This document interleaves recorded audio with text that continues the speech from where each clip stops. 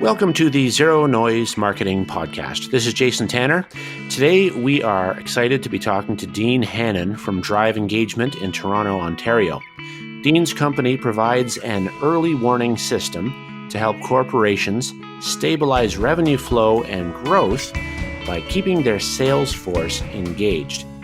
While corporations depend on talented sales teams, their motivations are often a mystery, even for the most dedicated sales manager.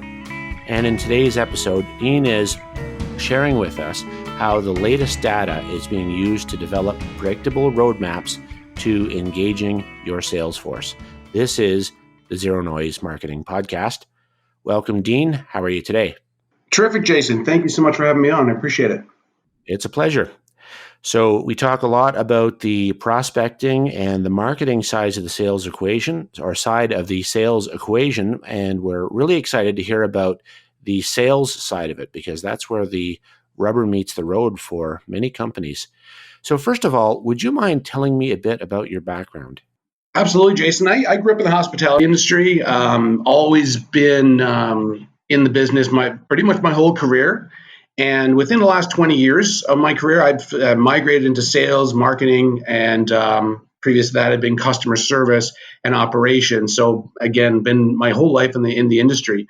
About 10 years ago was when a really interesting turn happened in my sales career. I took a promotion managing people in Canada and the Caribbean, and that was really the start of my engagement journey, if you want to call it that. The job presented an amazing challenge, and it was an international and multicultural nature of the business. And what I mean by that is I had 9 people working for me that lived in 4 countries and served 17 others and spoke 6 different languages. So it was an amazing opportunity. But I had to throw out what I thought I knew, and I had to look for a better way to manage people. And I did that by looking for some proven research, and I'd previously done that for sales, but I hadn't done that for people. So it was a really, really interesting journey.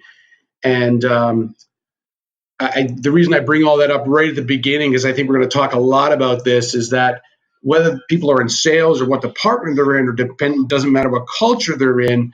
What I quickly learned, and Gallup and other companies have quickly proven is that we act in very different ways and we express ourselves very differently, but all members of a high performance team, they look for the same consistent and constant behavior from their managers, and they expect their managers to act in a certain way and basically look after their needs.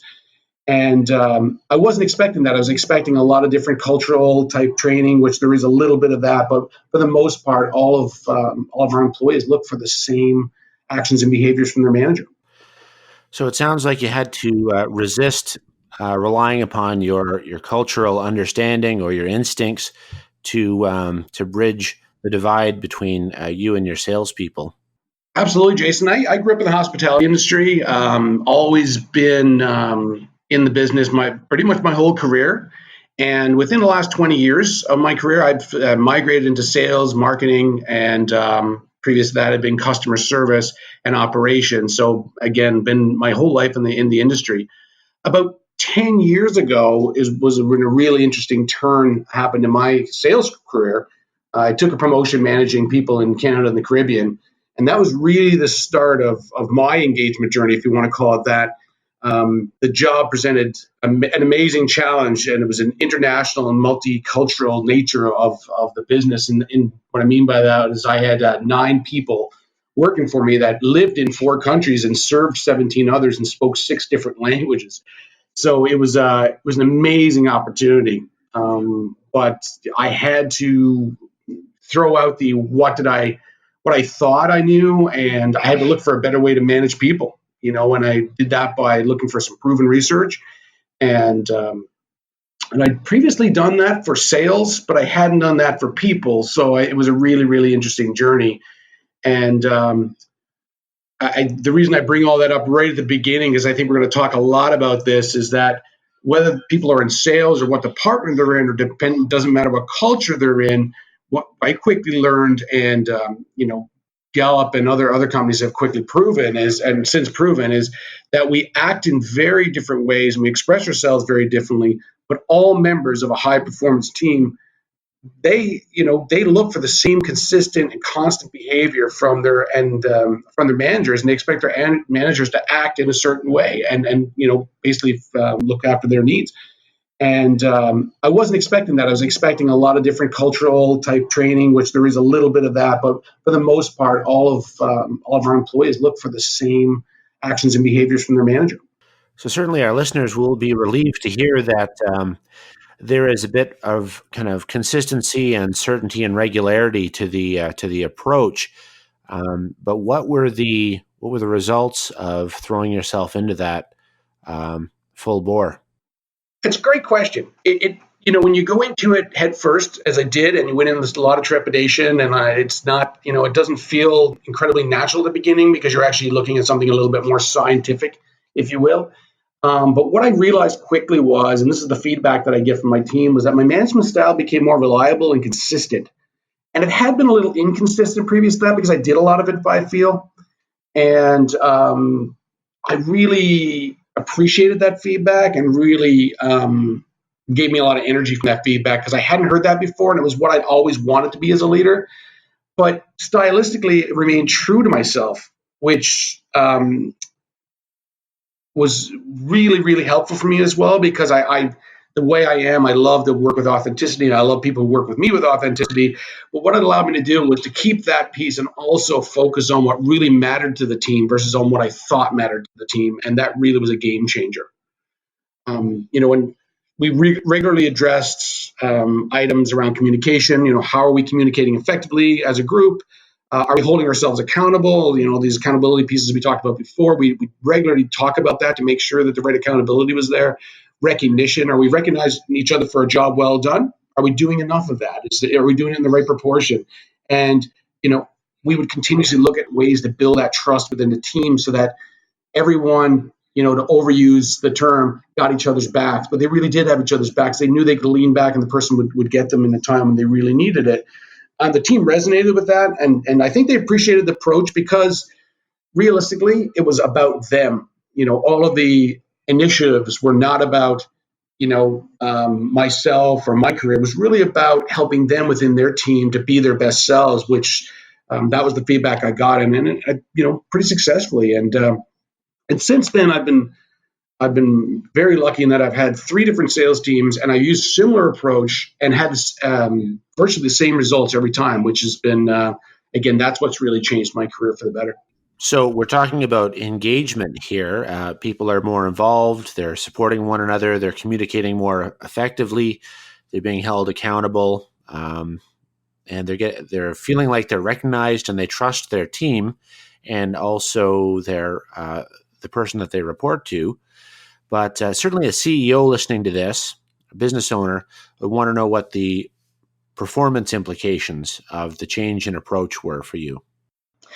Absolutely. CEOs, when I talk to CEOs or I talk to CFOs, people are generally more results driven, pure hard results driven. And I appreciate that. And that is their role. And, I always honor that. And I want to always put in front of these folks, what is the game change? How does that move the needle? What am I, is it worth our time? Within 1 year of doing that with the team I just walked you through, we saw 20% revenue growth. We saw an 8% lift in margin. We had a 100% retention of staff. In the previous year, we had 100% turnover in that staff, and which is not unheard of within sales teams. And you and I have talked about this, Jason. I mean, I think that number surprised you the last time we spoke, but that is the reality within a lot of sales teams that are not engaged. They come and they go. But it's incredibly disruptive to a team, and a team will never reach its full potential as long as it's turning over. Even at a 50% rate, teams have a really hard time getting that traction. And it's very, very difficult to meet numbers, to achieve goals that a CEO or director of finance or even a VP sales and marketing would look for. For anybody, maybe an HR that's listening, or even the CEO that's really tuned in with engagement rates.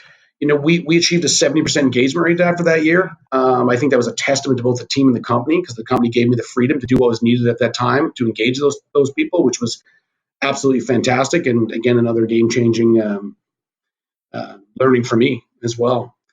And from a personal perspective, I think it should be noted that given the team buy-in and how I saw a team come together and the amount of engagement that they had showed, we moved. I think I personally also moved from engaged to highly engaged, if you want, which was a win-win for everybody, because when the manager's engaged, and I'm sure we'll talk about this later, when the manager's engaged, the people tend to engage with them. But without the manager being engaged, it's almost impossible to get there. And it's, as I mentioned earlier, it really changed my life, and it's ignited a passion in me for leadership and for the power of engagement, and hence what I do today.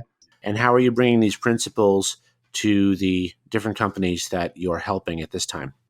So I'll continue on the same principle that I talked about when I was looking at managing a team. Was when I started to move out to help others. What I looked at was I wanted to look for opportunities that I just didn't simply use my success. That was my personal success, using some of the research, as I knew that probably wouldn't work for everybody. So I knew it was going to be pretty challenging. So basically what I did, Jason, is I went to work, did some intensive research. I landed on 3 organizations that I wanted to partner with after doing my research. And, one was Gallup, university recognized as a leader in engagement research, and the data they bring forward around engagement is unbelievable. So I decided to become a Gallup certified strengths coach. And I also use their Q12 engagement survey as a real foundation to understand where companies are today. And that really, working with them has been terrific, absolutely terrific. The Culture Works, as I mentioned, with Gostick and Elton, who was a really strong influence on me early. I also partner with them as well, and I currently deliver their all-in culture training, and also they have what's called a motivators assessment.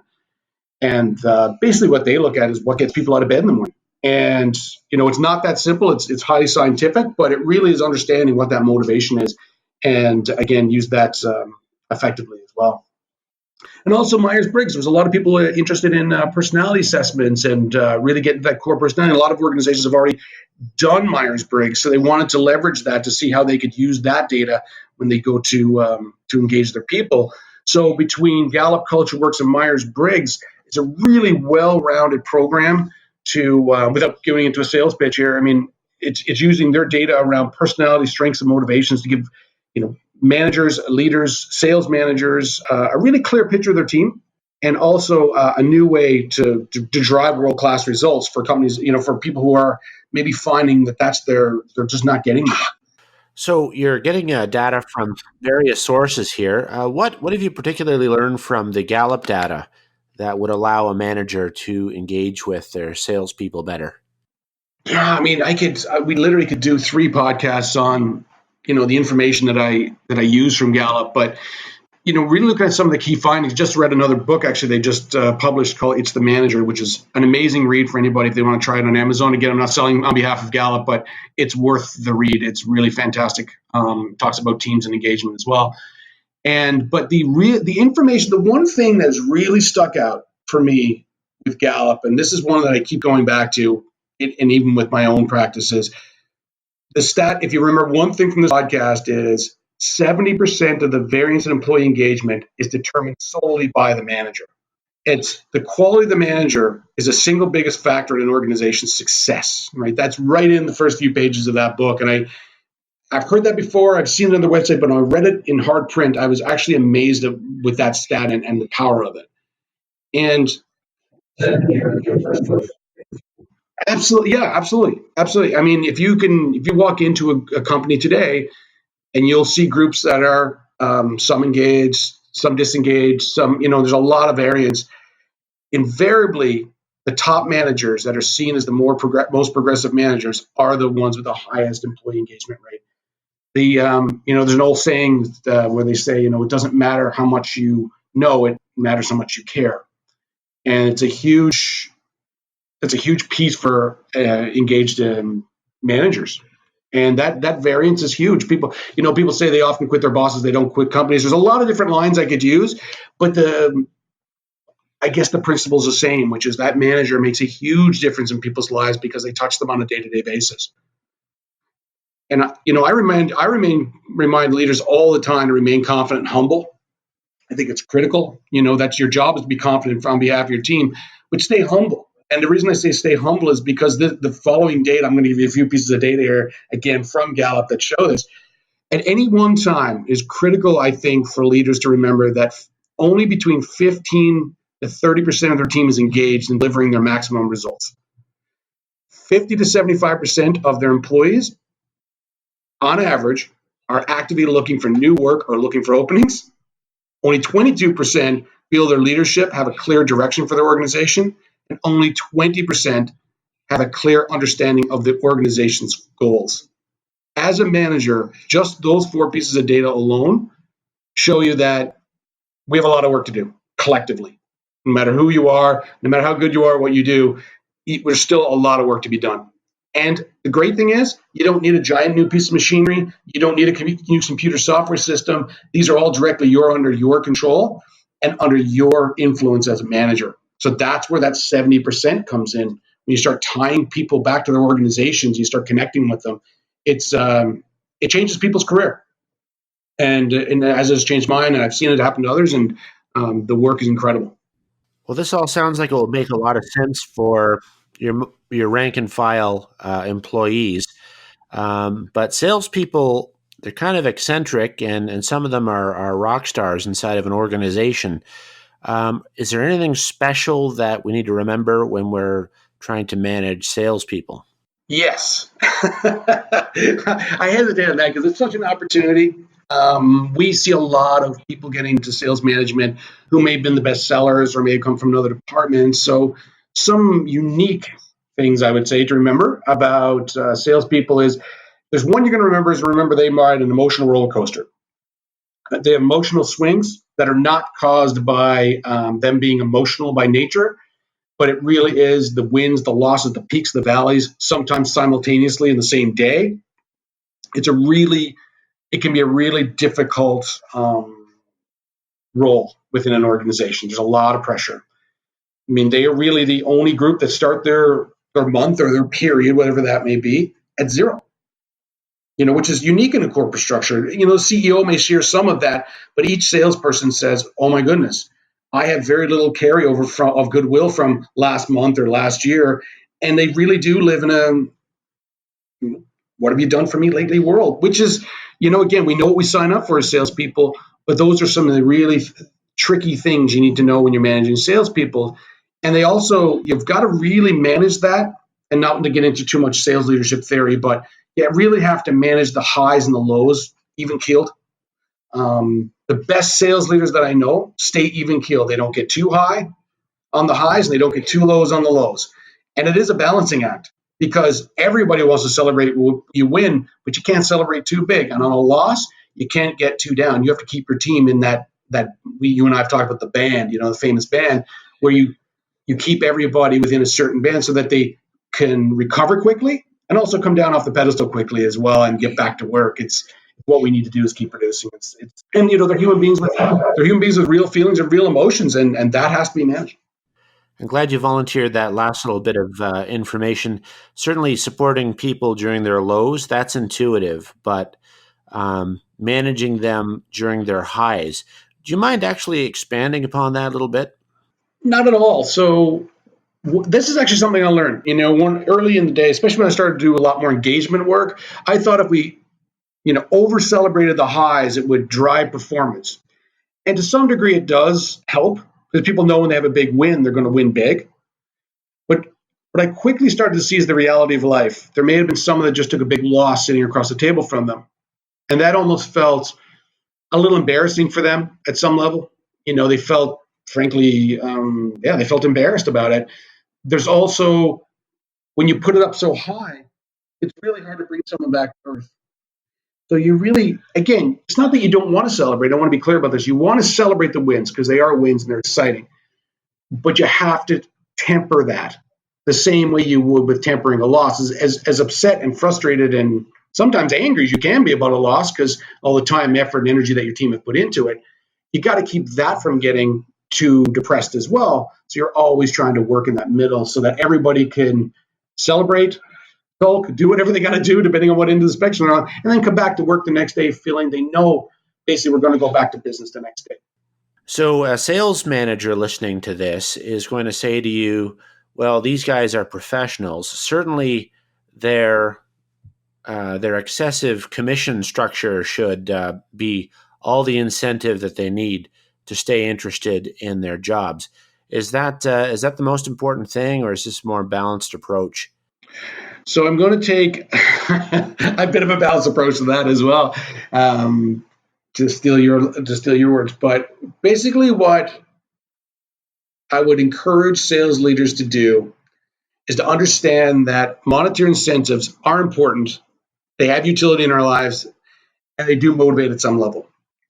But financial motivation only, on its own, independent, is really a traditional approach. And my learning over the years, I've found two dangerous assumptions that thinking that someone is 100% motivated by financial means. One is that they're all financially motivated and that's all that matters in their life as a human being. And then also, number two is they're exempt from all other engagement activities that that you'd focus on with your non-sales employees. So basically what you're saying is they're a one-trick pony and they're always triggered by the same thing. I'd like to take the benefit of the doubt of my sales team and say, I don't think they're that unidirectional, if you want. They're multi-layered. There's things that happen.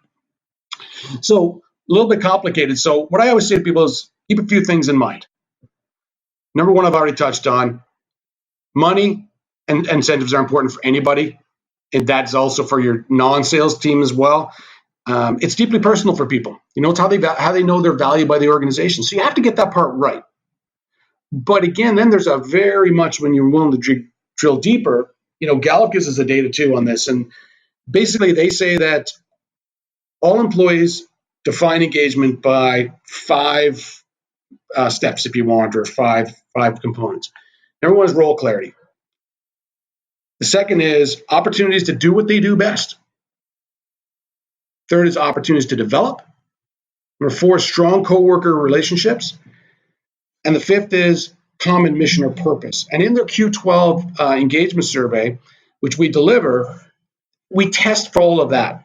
And if you look at those 5 pieces that really engage someone, those are not financially motivated. Those are all deeply personal, non-financial for the most part.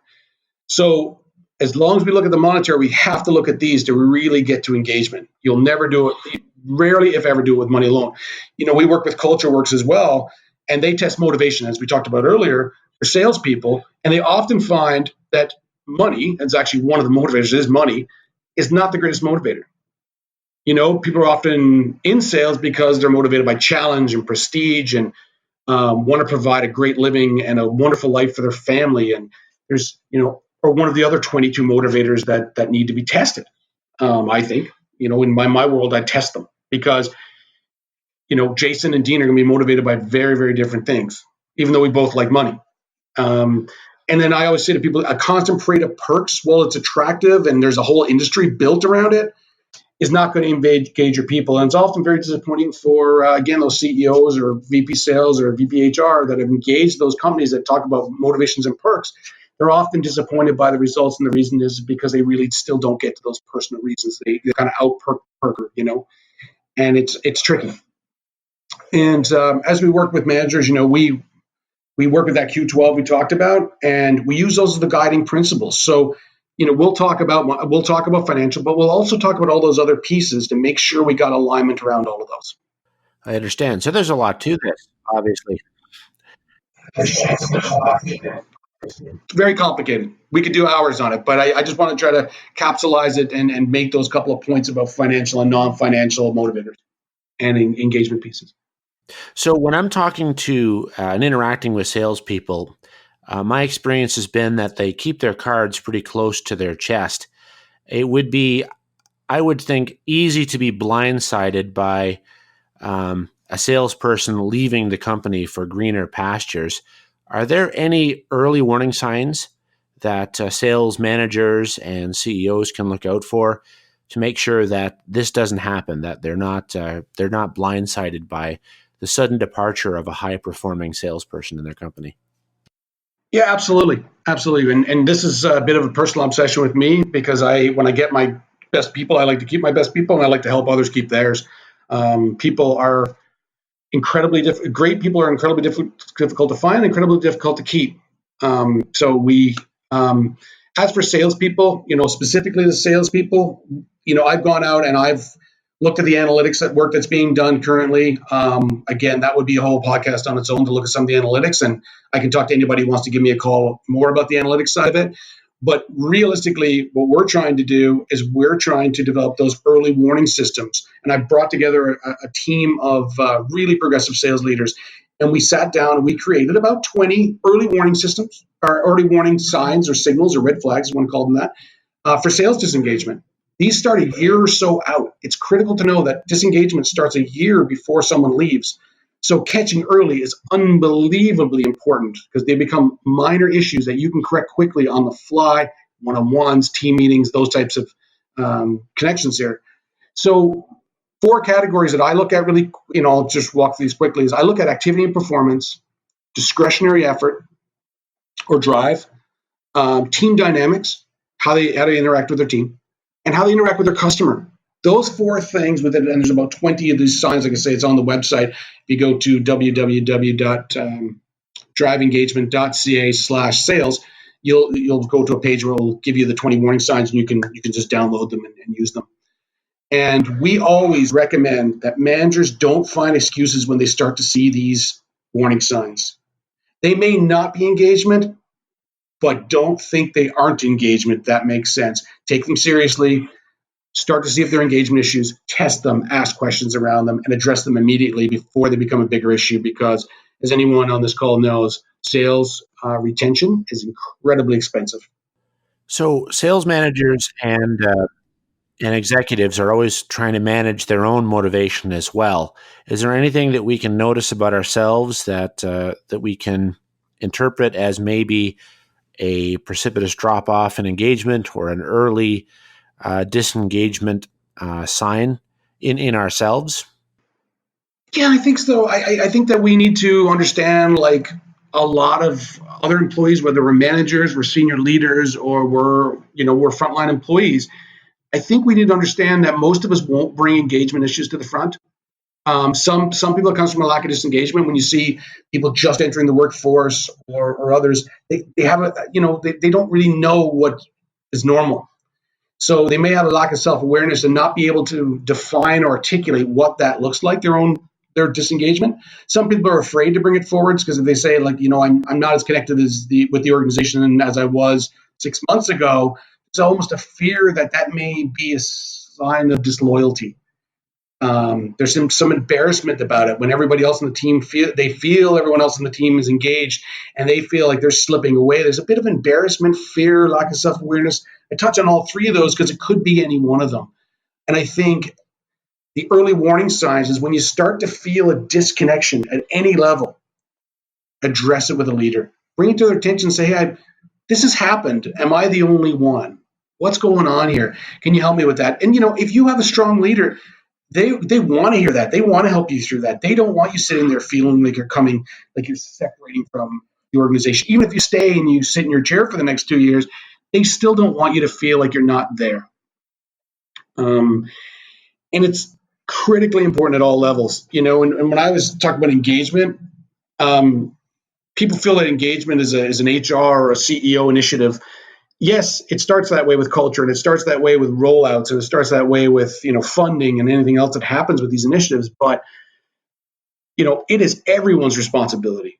Engagement needs to be activated and managed at 3 levels. When I always use the word activated and managed together, because activated means just to start it up, and managed means on a day-to-day basis.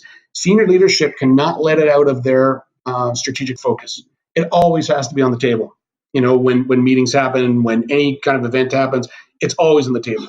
managers in a week to week to week basis need to be engaged themselves, which means that they need to talk to their senior leaders if they're feeling that disconnection we talked about. But they also are the 70% variance that they're that part of the equation. So they have to remain engaged and feeling engaged. And also, it's then their job to take 50%, or I would say it's a 50-50 split with the employee. Employees have to bring a lot to the table as well. They're responsible for their own engagement at some level, but managers are responsible to provide all of the elements. And we talked about this a lot in the Q12, and we talked about it throughout the podcast, of things people need to do to step up for their part of it and hold their accountability for it as well. So it's a three-tiered system. And if senior level, management level, and employees all work together to make sure engagement is on the table, stays on the table, and is worked on a day-to-day basis, companies have a lot of success, and they reach those goals and all those numbers that we talked about earlier. I mean, it happens that way.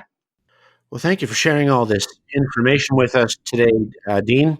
I'm sure any manager listening will be eager to manage the motivation and mojo and performance of their sales team better. How can people reach out to you? Sure, absolutely. So just to, if I can make one final point, if you're sitting today and you're listening to this and you say, I tried the engagement thing, it doesn't work, we've had people come and go, I would say take one more fresh eye approach on it. Try it again. It does work. It produces results. I promise you, whether or not you call me or you call someone else or you just practice it yourself, you will see that change happen, and you'll never see better results, and you'll never, frankly, enjoy your job more. So to answer your question, sorry about that. I digressed a little bit. At any point, if someone listening would like to reach me, they can reach me direct on my phone at 888-722-4491. Again, it's 888-722-4491.